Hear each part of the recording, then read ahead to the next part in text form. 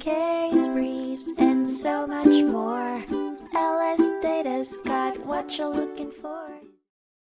Between 1999 and 2004, Cascade Auto Glass replaced windshields in over 2,284 GMAC-insured vehicles. Despite disputing the prices communicated by GMAC's administrator, Cascade billed GMAC for its services, and GMAC paid according to the previously stated prices. Cascade, however, did not return any funds to GMAC. Believing that Cascade breached the contract by overcharging, GMAC filed a motion for summary judgment. Cascade argued that the prices GMAC agreed to pay should have been fair and reasonable, claiming that there were genuine issues of material fact concerning GMAC's breach of policy.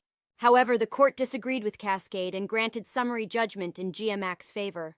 The Court of Appeals of North Carolina found that GMAC complied with the insurance contract, made payments per unilateral contracts, and achieved accord and satisfaction. As a result, the court ruled that Cascade Auto Glass was not entitled to any further payments from GMAC. Case briefs, and so much more. LSData's got what you're looking for. Visit lsd.law, elevate your mind. Leave the stress of class.